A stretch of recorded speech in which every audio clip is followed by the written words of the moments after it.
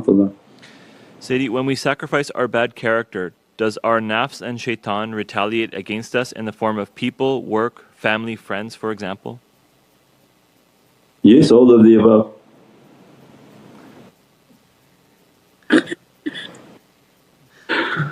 This is it's not a philosophy. That's why I said when people come to the tariqah, they realize and they should realize everything about the tariqah will bring the truth of Islam.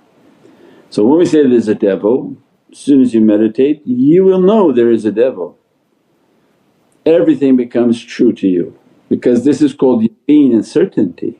You certainly know there's a devil.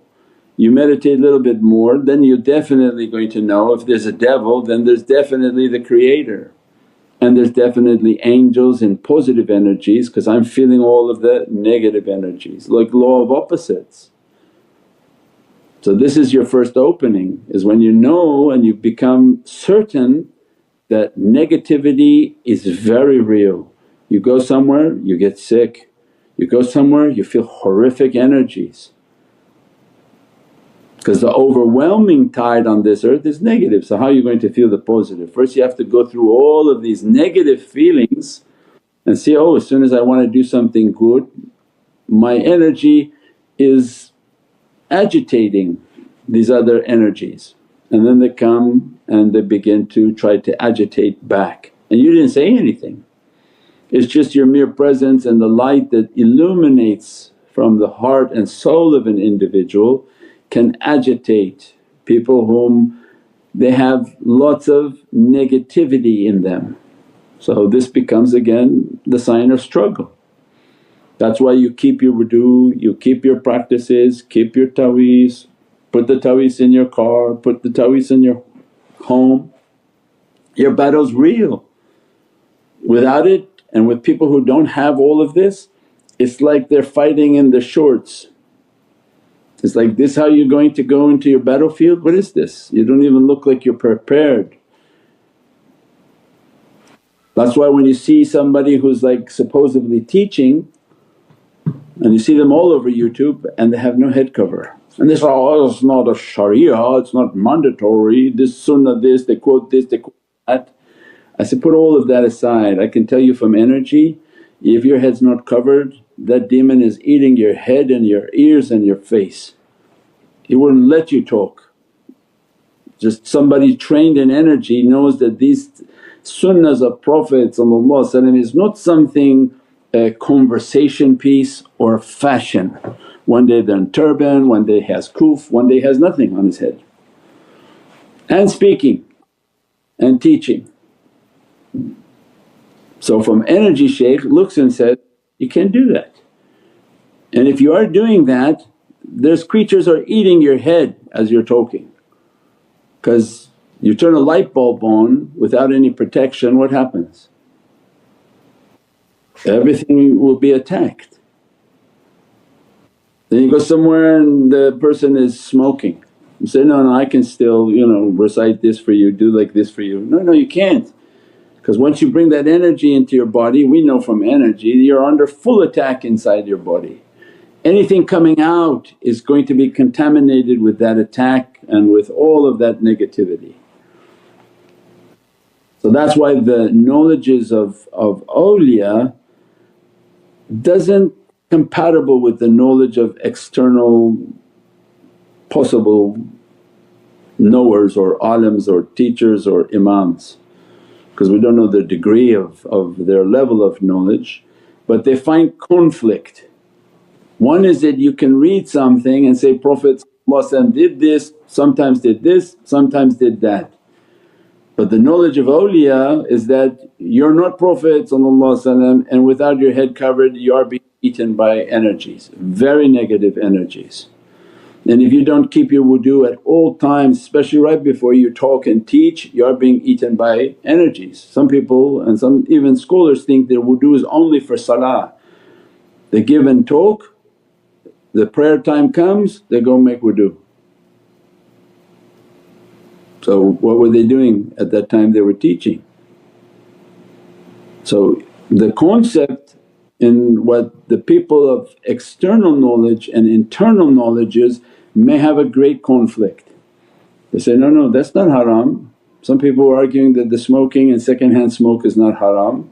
Say, look, from an energy standpoint it's extremely haram. We see that the shayateen are in the cigarettes, the progeny of shaitan are in the material of those cigarettes, and as you inhale it is coming into your body. The progeny of shayateen and these ifrit, they lock into the lungs, and that's why addiction is to get those guys out is not very easy. So no, yeah, the knowledge is different, the mannerisms are different, they have a yaqeen on issues, and as a result of their certainty because of their practices their knowledge is different, and the adherence to that reality is going to be different for their students. So then students who want to fight shaitan, it's completely different than some guy at the mosque saying, oh to shaitan you say, A'udhu billahi minash shaitanir rajeem, read Ayatul Kursi and that's it. But come back and ask, okay, before all of that what is a'udhu billah? And they say, this is to seek refuge in Allah from shaitan. I say, I know, I understood the English. What is a'udhu billah? He said, I don't know, what do you mean what is a'udhu billah? Seek refuge in Allah. So no, a'udhu billah actually means you have to be in the presence of those whom have refuge from shaitan. Because how are you going to seek protection from Allah from shaitan? Where is that protection? Where are you going?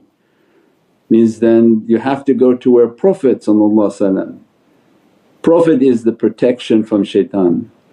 That Allah is with His Rasul, Allah nur on heaven, nur on earth, but is with His believer, His only believer Sayyidina Muhammad. I'm not on heaven, I'm not on earth, but I'm on the heart of my believer. So anyone who wants refuge in Allah from shaitan, then he must be with Sayyidina Muhammad. If we don't know that, then what is Bismillahir Rahmanir Rahim going to do for you? So that's why the tariqah's teachings are so intensely different. They say, recite this you'll be protected. That's not how it works. That's nice for a beginner, but when something really coming after you, that's not how it works. They can recite better than you. How it works and how protection works is that the nation has to be taught, your refuge from shaitan is with Sayyidina Muhammad. If you want to be with Allah you have to be with Nabiyeen, Siddiqeen, Shuhada'i wa Saliheen. They are all with Sayyidina Muhammad, they will never come to you without the presence of Sayyidina Muhammad. So then you teach people, then you have to love the Prophet of Islam. As a result of that love your soul will be with him, you'll be with whom you love. So this love is our greatest protection. This love puts us under the protection and umbrella and nazar of Sayyidina Muhammad. So increase your salawat, increase your durood, go out and give water for the sake of Prophet, go out and give food for the sake of the Prophet, his companions, his Ahlul Bayt and his awliya. That's why our jama'ah and all of the things that people are doing is for that purpose. So that's the awzu.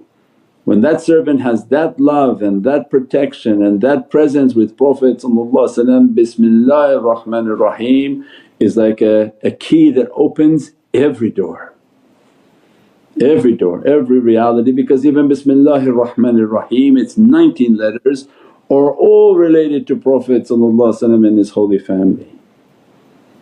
So again the knowledge is a completely different reality. So then the student of the way has to understand that when the shaykh's teaching is completely different than an external person. The external person didn't even understand the first step of that reality, that what was a'udhu billah. Imagine all the subsequent knowledges that they describe. What benefit if you don't know what a'udhu billah is?